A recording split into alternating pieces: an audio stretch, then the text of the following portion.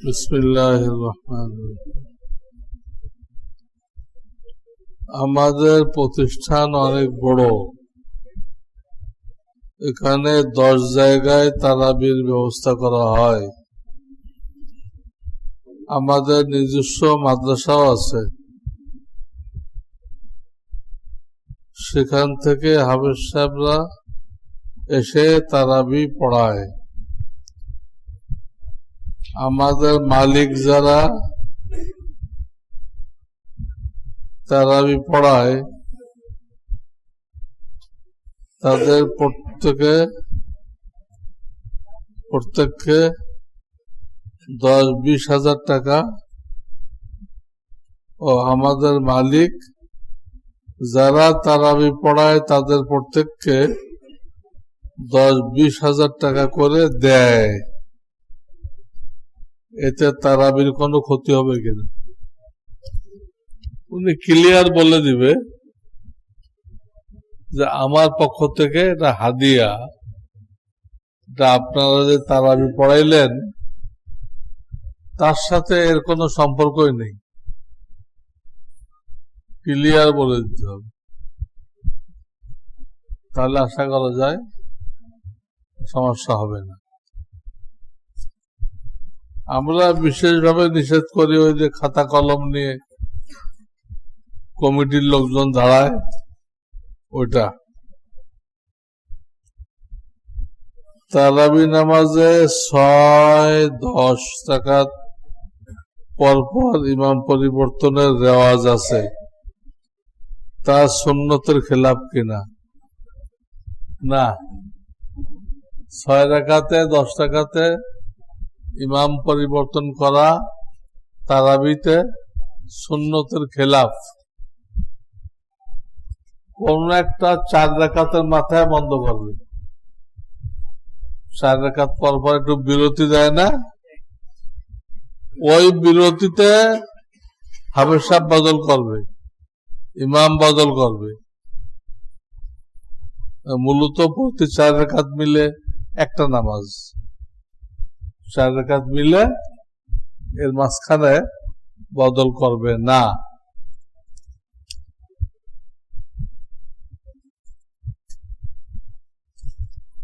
মসজিদের ভিতরে CC camera লাগানোর শরীয়ত বিধান কি? এতে মুসাল্লিদের নামাজ হবে কিনা? এটা কি ওজনের কারণে লাগাইতেছে, এটা ফতোয়া নিবে। ফতোয়ায় যদি অনুমতি দেয় তো লাগাবে, কোন সমস্যার কারণে তো করতেছে, এই সমস্যাটা উল্লেখ করবে, তারপর দেখবে ফতোয়ায় কি আসে। অনেক সময় সরকার বাধ্য করে,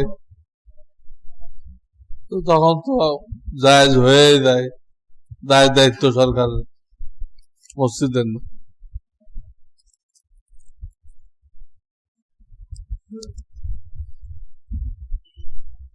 হযরতের এক বয়ানে শুনলাম তাকবীরে তাহরিমার সময় খুশু মানে মনোনিবেশ, এটা ফরজ।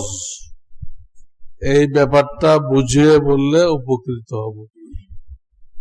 তাকবীরে তাহরিমায় আপনার দিলটা হাজির থাকতে হবে, আমি অমুক নামাজ পড়তেছি, দিল হাজির। গাফেল অবস্থায় করলে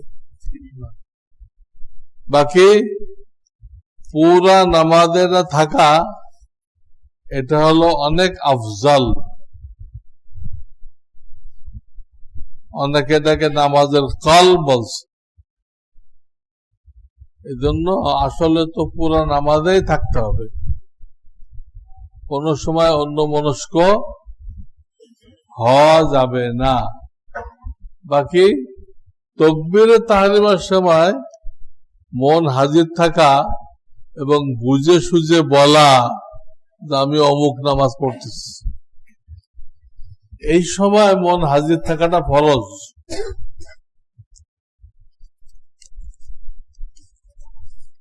আমার আশেপাশের সকল মসজিদে তারাবি নামাজের লেনদেন হয়, আর নিজ ভাষায় ব্যক্তিগতভাবে হাফেজ যারা তারাবি পড়ানোর পরিবেশ নেই। প্রশ্ন হলো, আমি এখন কি একাকী বাসায় সূরা তারাবি পড়ব নাকি মসজিদে খতম পড়ব? যদি আশেপাশে কোথাও থাকে যেখানে তারাবির বিনিময় দেওয়া হয় না, ঢাকায় তো ঘন ঘন মসজিদ না, আপনি সেটাতে শরীক হবেন। আর যদি আশেপাশে এরকম মসজিদ না থাকে তাহলে আপনি আপনার নিজের মসজিদে পড়বেন। তবে মাসআলাটা কমিটিকে বলে দিবেন।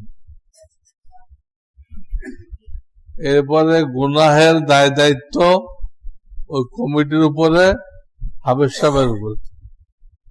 আপনার নামাজ হয়ে যাবে। আপনি যেহেতু মাসআলা বলে দিছেন, আপনার নামাজ হয়ে যাবে।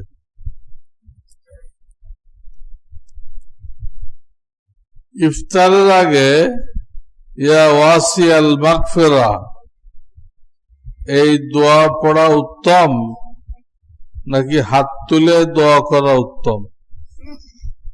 হাদিসে এই দোয়া আসছে, এটাই উত্তম। হাদিসের থেকে কি উত্তম থাকে আর একটা?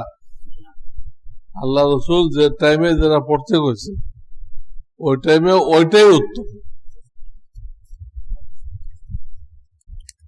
আমি বিশেষ কারণে প্রভিডেন্ট ফান্ড থেকে 10 লক্ষ টাকা খরচ নিয়েছি, যার মধ্যে 1 লক্ষ টাকা ইতিমধ্যে পরিশোধ করেছি। বাকি টাকা আমার কাছে এখনো আছে। এই টাকা যাকাত দিতে হবে কিনা? না, এটা লোন আনছেন। লোন আনলে তো মালিকানা হয় না। যাকাত দিতে গেলে তো ওই সম্পদের মালিকানা লাগবে। চাকুরির শেষে তখন নাকি প্রভিডেন্ট ফান্ডটা আপনাকে বুঝাই দিবে। চাকরি শেষ হয়ে গেলে এতদিনে জমছে প্রভিডেন্ট ফান্ড এক সময় আপনাকে বুঝাই দিবে, তখন আপনি মালিক হবেন। তখন থেকে যাকাত দেওয়া আরম্ভ করবেন। হজের নিসাব হলে হজ করবেন। বুঝাই দেওয়ার আগ পর্যন্ত আপনার মালিকানা নেই। প্রভিডেন্ট ফান্ডের যাকাত নেই যতক্ষণ আপনাকে না দেয়, বুঝায় না দেয়।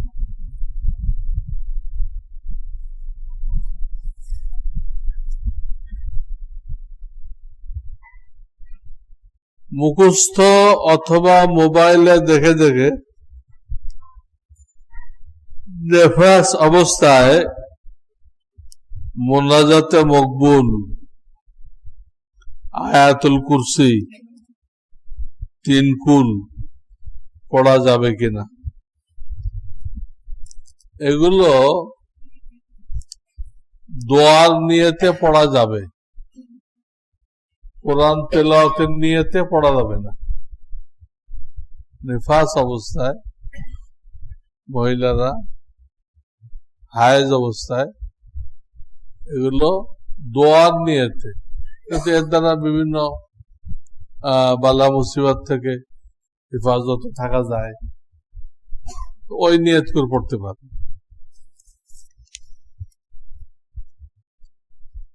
আমি 4:30 সাহারি করে রোজার নিয়ত করি। নিয়ত জানেন তো? বাংলা করবেন, আমি আজকে রোজার নিয়ত করলাম। আজকে আরবিতে বললে আল্লাহুম্মা ইন্নী উরিদু সিয়াম আল ইয়াউম, এটা আরবি নিয়ত। আল্লাহুম্মা ইন্নী উরিদু সিয়াম আল ইয়াউম, এটা আরবি নিয়ত। আগের যুগে বলতো গদম গদমটা সব ভুল। তো 4:30 সাহারি করে রোজার নিয়ত করি, ভালো কথা। পরে 4:30 আবার ইনহেলার নেই, 4:40 এরপরে আর নিয়ত করি নাই। তো 4:40 অক্ত থাকে কি না? থাকে। আচ্ছা ঠিক আছে, নিয়ত করার পরেও যদি অক্ত বাকি থাকে, সাহারি খাওয়ার অক্ত বাকি থাকে, তখন আপনি কিছু খানা পিনা করেন, তার তো রোজার কোনো, নিয়ত করার পরেও খাওয়া যাবে। আর নিয়ত তো সাহারির সময় করা জরুরি না, নিয়ত তো দিন 11টা পর্যন্ত করা যাবে, দিনে 11টা পর্যন্ত করা যাবে, তবে আপনার কোনো সমস্যা নেই।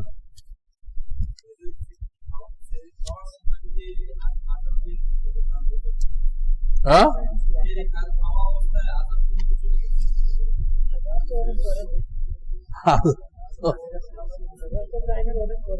যে টাইম বলে সে টাইম শেষ, তখনও 3 মিনিট হাতে থাকে, বুঝছেন না? পানি খাওয়া হয়নি, তাড়াতাড়ি খাইলেন, তখনও 3 মিনিট হাতে থাকে। এরপরে ফজরের টাইম শুরু হয়, শুরু হইলেও কিন্তু আজান দেয় না, আরো 3 মিনিট পরে দেয় আজান শুরু। তা আজান পর্যন্ত চলে গেলে সাহারির টাইম তো গেছে, ফজরেরও 3 মিনিট গেছে, ফজরেরও 3 মিনিট গেছে। ওই টাইমে তো রোজা রাখা ফরজ ছিল, ওই টাইমে তো আপনি খাইছেন, তো রোজা হবে না, রোজা হবে না। তবে অনেক মুয়াজ্জিন আছে টাইম টেবিল বোঝে না কিছু, ওই দেখে যে সাহারির টাইম শেষ আর আল্লাহু আকবার, অথচ তার রক্ত আসতে 3 মিনিট বাকি আছে, রক্ত শুরু হইতে 3 মিনিট বাকি, ও আজান শুরু করে দিছে, এলেম কালাম নেই। ওই আজানের পরে যদি আপনি খান কোনো সমস্যা নেই, আজানে তো ভুল, ভুল টাইমে দিছে, রক্ত হওয়ার 3 মিনিট আগে দিছে, ওই আজান শুনবেন আর খাইবেন।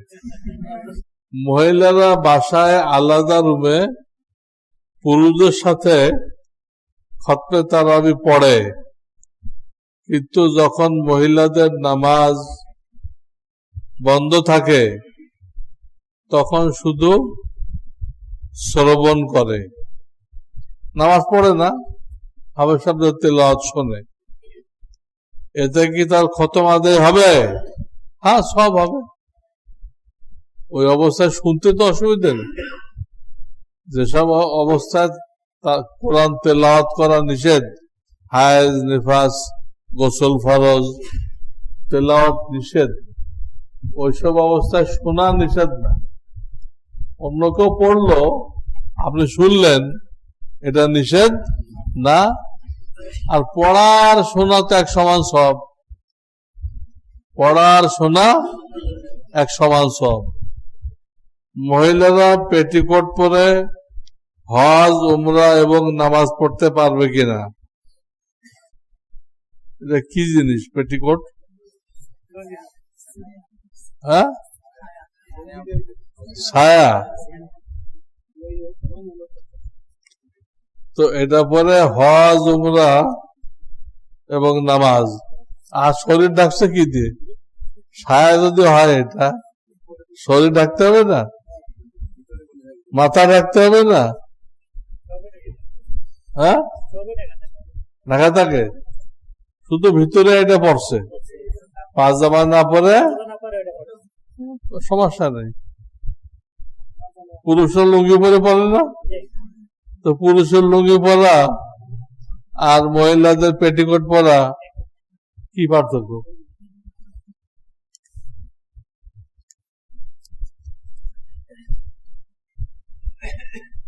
গোশতের হাড় কি চুষে ফেলে দিব নাকি চিবিয়ে ফেলে দিব? যদি এটা চাবাইলে নরম হয়, খাওয়া যায়, চাবাইবেন। এটার মধ্যে অনেক ভিটামিন আছে, মজাও আছে। হাড্ডির মজাই তো আলাদা।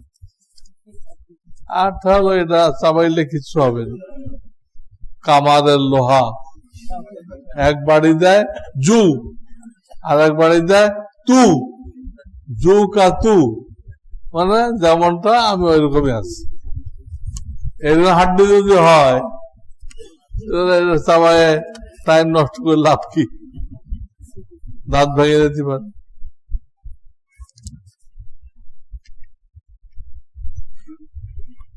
রমজান শরীফে বেশি বেশি তেলাওয়াতের উপরে গুরুত্ব আরোপ করা হয়েছে।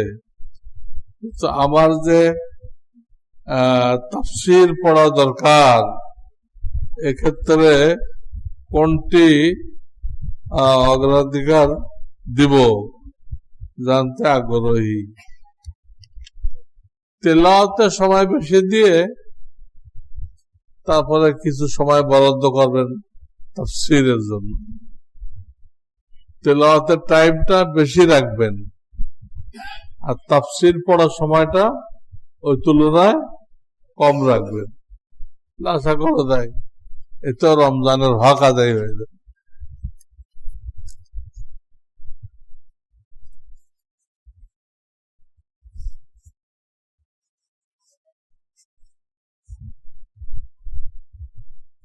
সুবহানাল্লাহি ওয়া বিহামদিহি,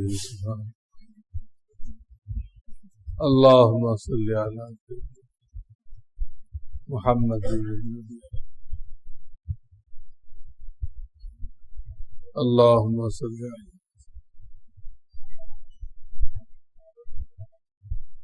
রব্বানা আতিনা ওয়া ফিল আখিরাতি হাসানাহ।